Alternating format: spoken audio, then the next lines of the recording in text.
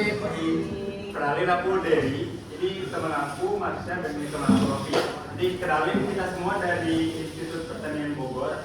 Nah, tepatnya kita ada di Fakultas Sekolah Vokasi. Nah, sekarang kita datang ke sini. Kita bakal memperkenalkan tentang IPB dan acara kita yang akan diadakan nanti tanggal 10 Mei.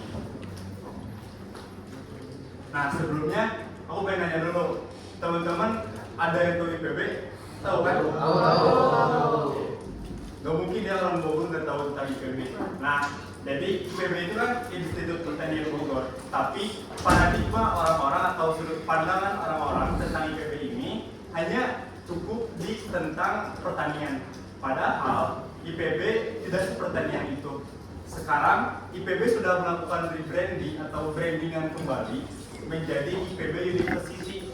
Makanya di IPB banyak fakultas-fakultas lain, ada khususnya juga. Buktinya apa? Ada Fakultas Ekonomi Manajemen, terus sekarang ada FISEMA atau Fakultas Ilmu Sosial dan Ekologi Manusia, yang di dalamnya ada ilmu sosiologi dan ada komunikasi juga di sekolah vokasinya. Nah, jadi IPB itu gak pertanian banget kalau sekarang. Tapi kalau berbicara tentang ranking, IPB memang paling unggul di pertanian dan unggul juga di kehutanan, dan banyak fakultas-fakultasnya yang memang sudah menjadi unggulan. Nah, sekarang aku bakal kenalin ke kalian semua tentang sekolah vokasi di IPB. Nah, ada yang tahu nggak sekolah vokasi itu apa? Yang tahu boleh angkat tangan dan jawab. Vokasi? Tentang vokasi apa? Oke, jadi Saya tahu. Vokasi berfokus pada pembagian waktu dan kebijakan.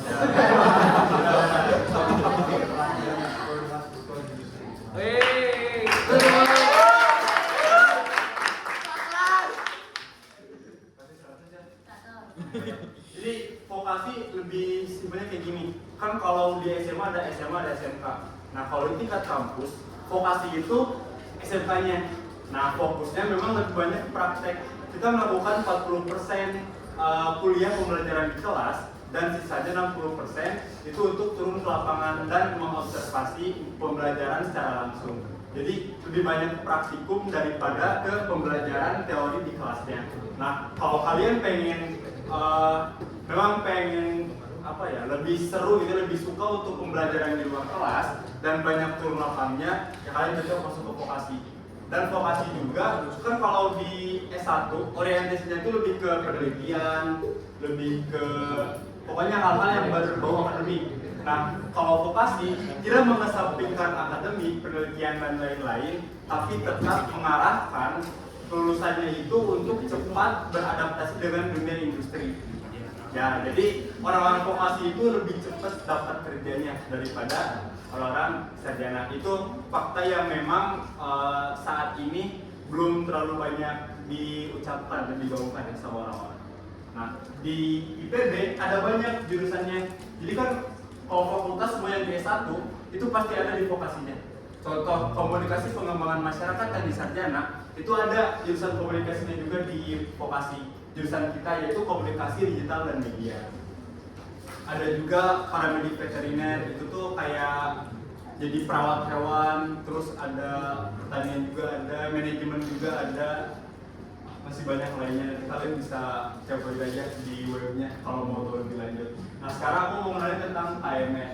KMN itu komunikasi digital dan media. Kak, kenapa nggak KDM kan komunikasi digital dan media? Nah, kenapa nggak kayak gitu? Jujur ini juga nggak tahu, karena memang itu kebijakan dari kampusnya.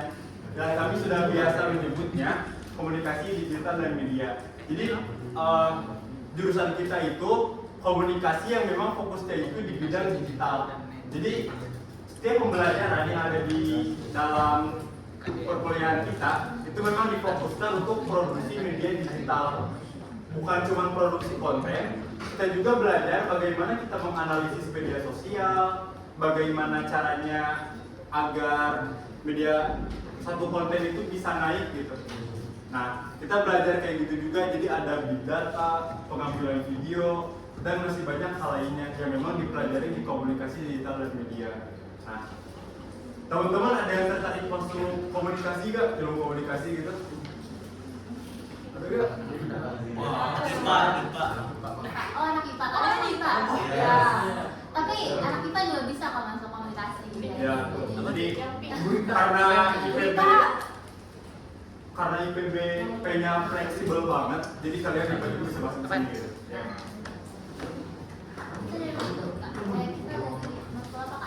Oke, dan sekarang kita datang ke sini itu dari mata kuliah komunikasi lintas budaya. Nah, komunikasi lintas budaya itu praktikumnya atau prakteknya kita mempelajari tentang bagaimana budaya itu menyampaikan ekspresinya dengan outcome-nya atau dengan bentuk acaranya itu membuat satu festival. Nah, yang namanya Festival Kebudayaan. Nah, Festival Budaya Nusantara. Dan sekarang di angkatan kita itu angkatan yang ke-17 melaksanakan event ini. Nah, makanya kenapa tadi di awal Betawi gitu, padahal kita dari IPB karena kita membawakan festival budayanya budaya Betawi gitu. Nah, karena kita udah masuk ke teman-teman tadi udah tahu kita dari mana, terus kita dari sekolah vokasi, kita dari IPB, terus kita dari apa? Proyek apa kita dengerin nggak tadi? Komunikasi, digital, dan media. Nah, terus tadi juga ada disinggung sama temen aku kalau kita di sini untuk praktikum mata kuliah dari komunikasi lintas budaya. Nah, sebenarnya kita ada kolaborasi dengan mata kuliah kami yaitu public speaking. Jadi di public speaking ini kita memperkenalkan budaya kita yang akan ditampilkan di festival budaya, kemudian memperkenalkan sekolah vokasi. Nah, sebelum masuk ke materi intinya atau pengenalan budayanya, aku mau kita adain ice breaking dulu, biar lebih seru. Tepuk tangan dulu.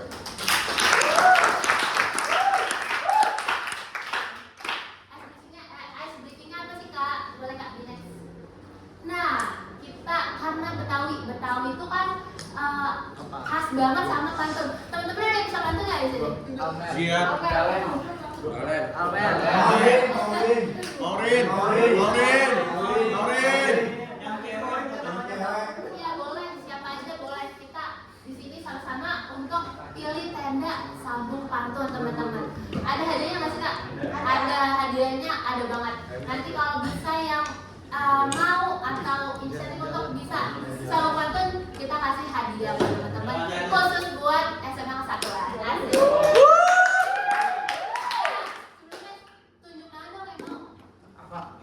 Satu, dua, cepat. Kita lupa. Hadiahnya apa? Oh, nggak mau. Hadiahnya iya di akhir, oke? Nanti saya jawab hadiah. Dapat. Satu, dua, tiga. Satu lagi. Cewek. Maurin. Gampang, pantunnya gampang banget. Gampang. Boleh masak nggak? Boleh. Yang penting nyambung. Yang penting nyambung. Rani. Lusin. Cowok-cowoknya juga nggak apa-apa kok. Cewek. Lusin nggak mau Siapa? Satu lagi. Lusin tuh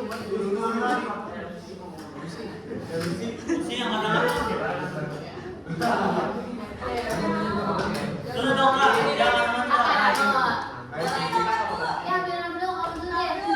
Siapa namanya dulu deh? Siapa? Iya. Mia. Oh, Mia. Boleh Mia mau tirai berapa nih kita? Kita kan tirai ya. Dua. Terus yang belakang siapa tadi? Kamu tirai berapa? Satu. Satu lagi. Dua lagi. Dua. Satu lagi. Bisa dua. Oh, dua. Oh ya. Ini dua. Ini satu. Terus? Tiga. Satu lagi sisanya ya.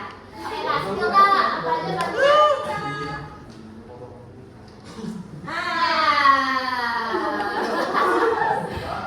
Caranya gimana sih kak? Cara mainnya gini caranya. Kita, aku sebutin dulu nih line pertamanya. Ke pasar beli rambutan. Terus nanti kamu, ya nanti cakep ya, sautin ya. Ke pasar beli rambutan. Iya jalan. Oh kamu dua ya? Satu siapa? Oh kamu. Ke pasar beli rambutan.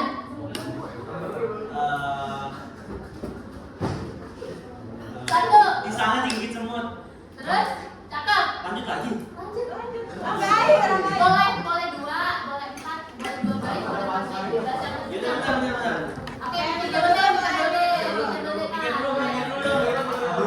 one. The dirty one. Dirty.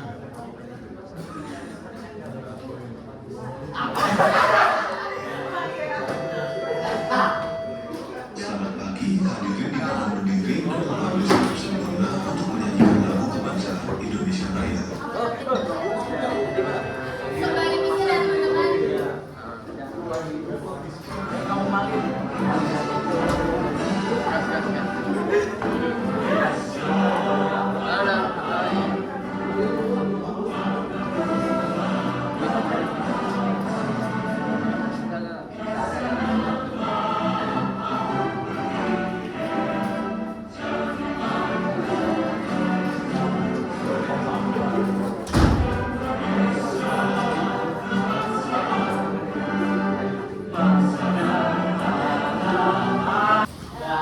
Udah kepikiran belum? Udah, yakin? Insya Allah. Bener nggak? Oke, boleh. Sok ya? Untuk pasang beli rambutan. Di sana digigit semut. Cakep. Kalau hidup banyak keributan, Cakep. kita terus cemumut.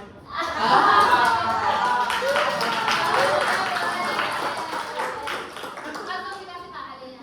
Nanti cek. Langsung dikasih. Aku mana? Jadi bukan dulu ya? Jadi buka dulu. Dibuka dulu. Jadi buka.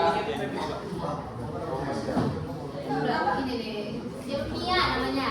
Boleh Mia. Ikan sepat, ikan gabus.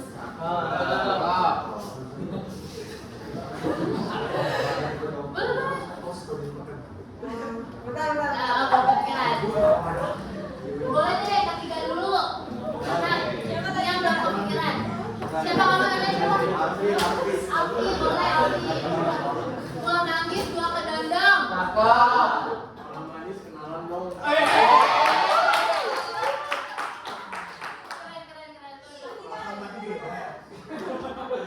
Alasan banyak ini.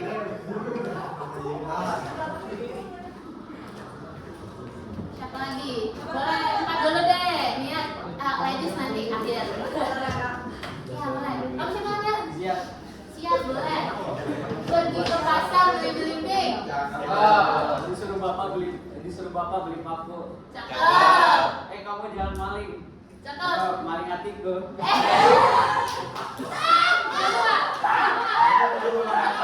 Teman-teman nyambung Kak? Tadi kantor sebelah.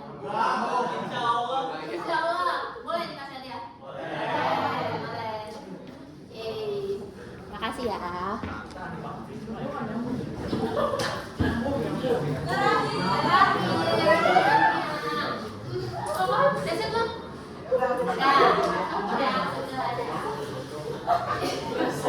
Ikan sepat, ikan gabus.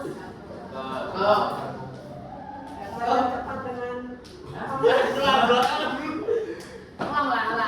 Temennya kedengeran. Ikan sepat, ikan gabus. Cepat datang, cepat pergi. Cakep. Belajar cepat dengan kamus. Cakep. Kalau mau lulus, belajar terus.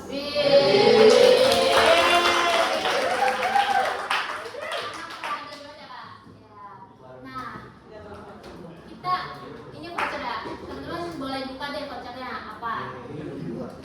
Nah, ini nanti ada. Ini adalah voucher hadiah dari kami. Kami tuh kita kan dari Festival Budaya nih teman-teman. Nah, kita nampilin budaya Betawi. Betawi itu kita namanya Batavis atau Batavia Festival. Nah, kapan sih Kak acaranya? Acaranya itu 10 Mei 2026 di Pakansari. Teman-teman tahu Pakansari? Gelora Stadion. Nah, ya. Teman-teman boleh yang dapat voucher ini bisa tukar di Gelora Pakansari di tanggal 10 Mei 2026.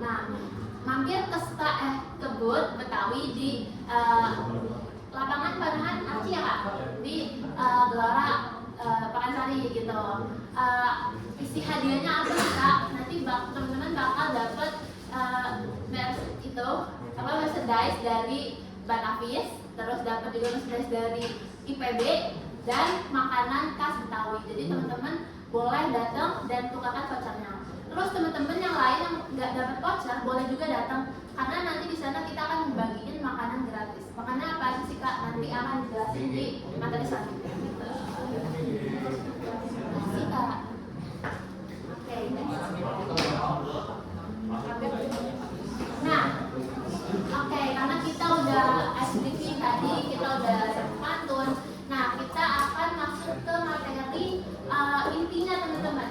Jadi kita akan mengenalkan budaya Betawi.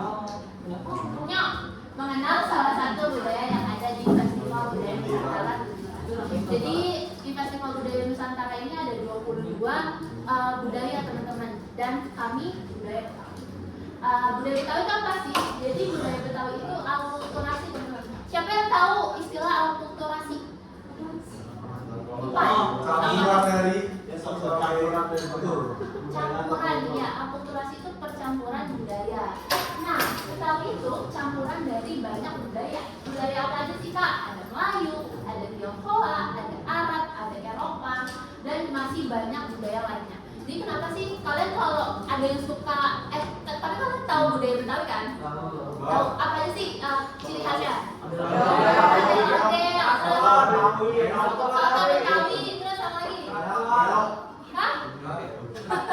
Kerak telur, reok. Nah,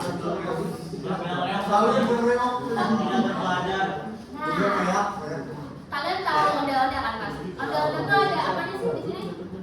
Nikahannya. Umbul-umbul kan, yang rame banget warna-warni.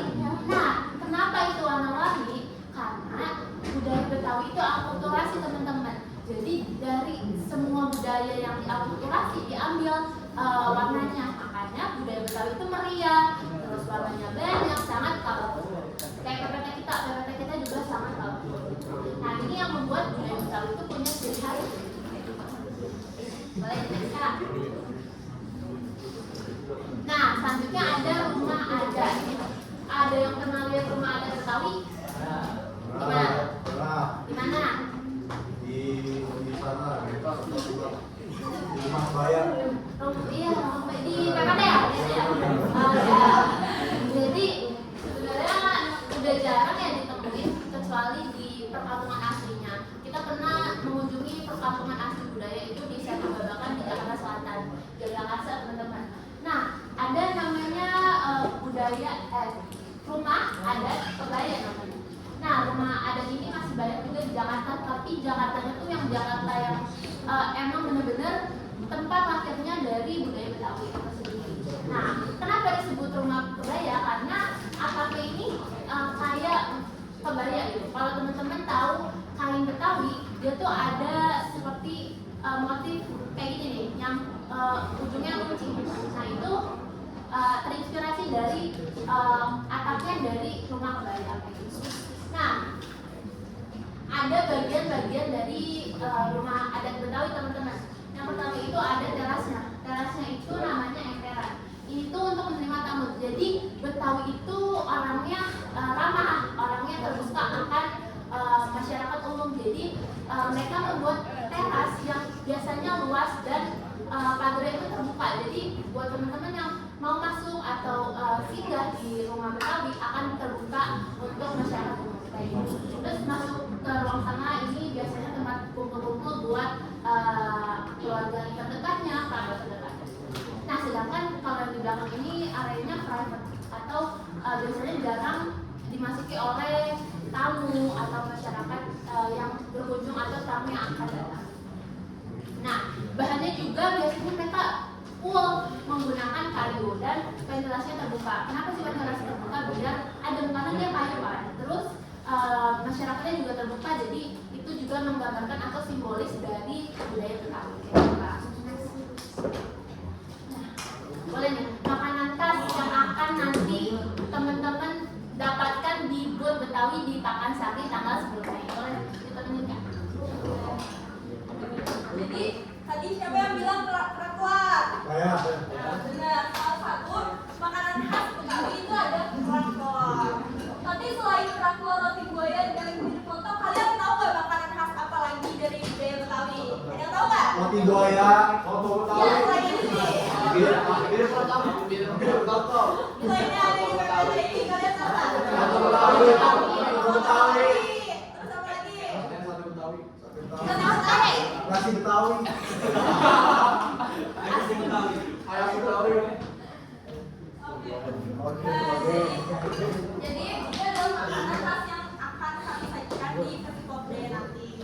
Yang pertama ini ada kerak telur, bener banget. Kerak telur adalah makanan khas budaya Betawi yang paling khas banget. Pasti orang-orang tuh taunya kalau tahu Betawi tuh kayak makanannya tuh pasti kerak telur, gitu kan? Nah, jadi kerak telur ini dibuat dari beras ketan, telur bebek. Tapi selain telur bebek juga dia ada yang pakai telur ayam. Nah, cara masaknya itu pakai arang dan nantinya dibalik. Jadi kalau kalian udah pernah nyobain belum kerak telur?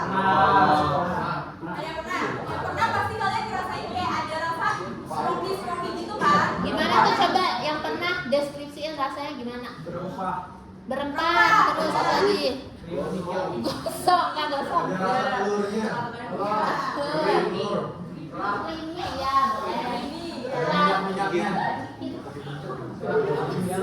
Iya, karena cara masaknya itu masih tradisional sampai sekarang. Juga ada campuran serundengnya, ebinya, selain dari telur dan berenang.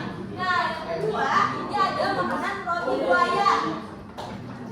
Kalian pasti taunya buaya itu adalah kayak cowok buaya yang kayak nggak setia kayak gitu-gitu. Kenzo. Benar nggak? Kenzo.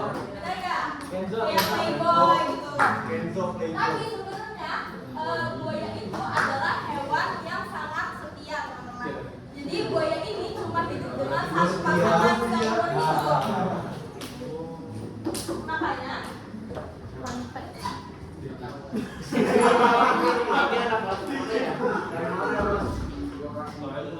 Oh, ketahuan nih. Nah, makanya roti buaya ini menjadi simbol kesetiaan dan menjadi seserahan di pernikahan Betawi biasanya. Itu melambangkan harapan hubungan yang langgeng. Kayak pernikahan orang. Nah, selanjutnya ada bir peletok. Teman-teman, ada yang pernah nyobain nggak bir peletok? Enak, rasanya enak. Rasanya kayak gimana? Ada jahenya, ada serai. Enak gak? Suka kamu? Wow. Jadi bir peletok ini adalah bir yang tidak memabukkan ya teman-teman. Karena bir ini tuh gak pakai alkohol. Terus kenapa bir ini jadi khas makanan minuman Betawi? Karena itu tuh terinspirasi dari bir di Belanda. Nah, orang-orang Betawi itu buat versi halalnya supaya menyenangkan juga, ada jahenya, terus gula dan ini tanpa alkohol. Terus kenapa namanya bir peletok? Karena katanya zaman dulu ini dibuatnya itu pakai bambu dan karena ini biasa disajikan dingin itu tuh es batunya dikocok di bambu itu kayak bunyinya kotak-kotak gitu. Jadi dan dinamain itu bir peletok. Boleh next Kak? Manu kakao. Nah, selanjutnya ada selendang mayang dan kue cucur. Ada yang pernah coba nggak? Rasanya enak. Manis dan Ada segar. santannya. Nah, selanjutnya ini ada selendang mayang. Kenapa namanya selendang mayang? Karena itu terinspirasi dari selendangnya para penari Betawi yang warna-warni. Ini adalah selendangnya yang tuh ada warna pink, putih, hijau kan. Kalau nggak salah pakai tepung beras ya. Iya benar. Tahu dari mana? Tahu dari mana tuh? Di depan ini. Iya benar, ini dibuatnya pakai tepung beras atau tepung kue. Nah, kue itu warna-warni dan disajikan pakai santan dan gula. Itu rasanya manis. Terus selanjutnya ini ada yang terakhir ini ada kue cucur. Pasti Pernah nggak sih? Pernah, enak. enak semua Tengahnya ya? tuh tebel. Makanan Pinggirnya renyah. Pinggirnya. Itu kayak nonton kali bersama. Ya, jadi kue cucur itu kue Betawi yang terbuat dari tepung beras, gula merah, terus digoreng. Makanya itu tebal dan pinggirnya renyah. Mirip sama Bukan bener kan? Ya, benar nggak? sama kue ate. Kalian tahu kue ate? Tahu. Ya, itu mirip sama kue cucur, cuma ini lebih tebal dibanding kue ate.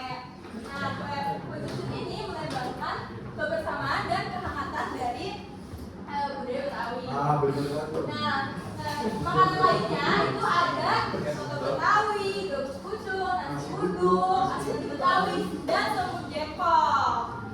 Ini makanan khas yang biasanya ada di keluarga-keluarga Betawi itu. Boleh dilanjut? Nah, setelah tadi kita mengenal makanan-makanan Betawi, sekarang kita lanjut ke pakaian adat. Teman-teman, ada yang pernah, nih teman-teman yang perempuan, ada yang pernah nggak pakai kebaya cip? Pernah pakai nggak? Atau pernah tahu nggak? Atau pernah lihat? Atau pernah lihat teman-teman? Pernah lihat. Ya, jadi pakaian khas adat Betawi untuk yang perempuan itu namanya kebaya cip. Kenapa sih namanya kebaya cip? Karena tadi seperti kata Kak Novin, Betawi ini adalah budaya yang terakulturasi dari banyak budaya. Nah, di pakaian ini itu ada pengaruh budaya Tionghoa sama dan budaya-budaya lainnya. Terus di pakaian ini itu tuh mulai dari ada konde, ada hiasan benang, terus ada anting, nah terus nama bajunya ini kebaya cip, terus kainnya itu nama motifnya itu pagi sore atau gelap ketupat dan terakhir sepatunya itu suap tutup. Nah, prakteknya adalah untuk perempuan Betawi kalau misalkan sudah menikah itu roknya lebih panjang. Sedangkan kalau yang belum menikah itu roknya agak nanggung sedikit. Itu tanda sudah menikah atau belum gitu.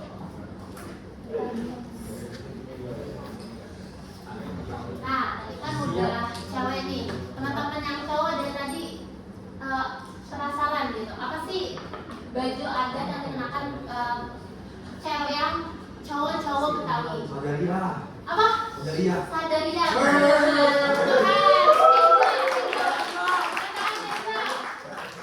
Nah, pakaiannya sederhana banget. Pakai baju putih, pakai celana batik, terus pakai sarung. Bener-bener sederhana mencerminkan budaya Betawi. Nah, ini juga ada nilai religiusnya. Tapi kalau yang Islam, kalau misalnya pergi sholat Jumat atau sholat itu biasanya pakai baju koko kayak gitu. Nah, ada apa aja sih? Ada peci, terus ada baju koko yang putih, terus ada sarung, atau biasanya disebut apa sarungnya? Kebaca nggak? Baca nggak? Yang mana? Sarungnya apa namanya?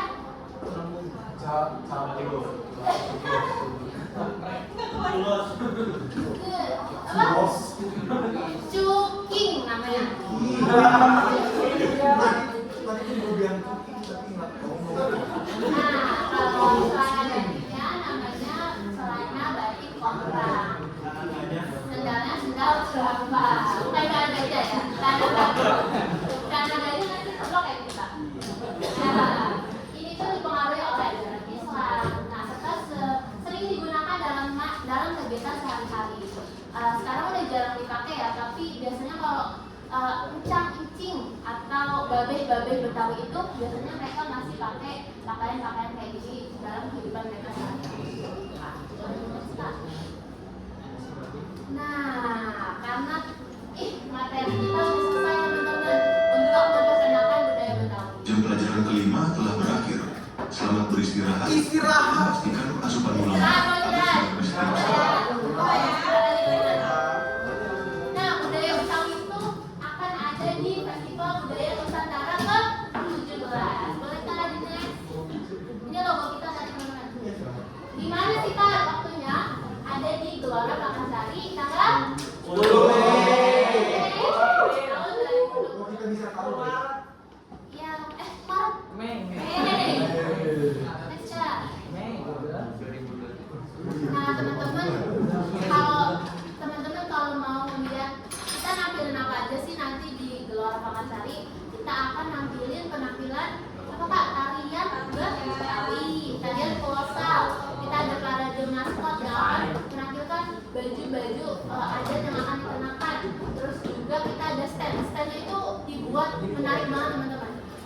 Kami akan buat menyerupai rumah adat Betawi yang tadi disebutin apa? Apa nama rumah adatnya? Ada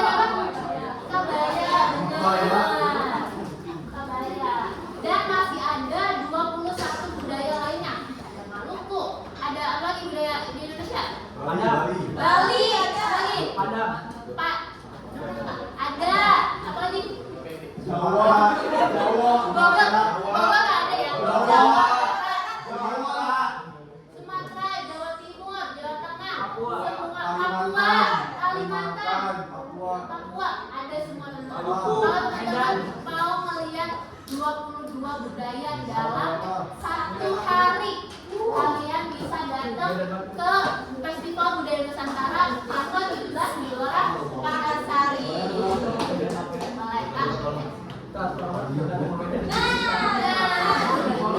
Kita ada, oh, lu nggak ada mau apa ya? Boleh sih, catet. Wah, ada kita ambil. Oh iya, ada. Ada media sosial namanya @Blatapin. Terus di Instagram dan TikTok ada Blatapin Festival Fast Food. Nah, isinya tuh teman-teman kalau mau melihat apa kak, kita mengenalin sejarah kita semuanya kecil. Teman-teman mau tahu nih kira-kira letak pastinya stand Betawi di mana? Cek aja di IG story Mbak Hafiz nanti gitu. Boleh di Nanti follow ya. oh teman-teman apa kak? Dapat apa ya? Datang aja ke stand kita. Nanti kita kasih.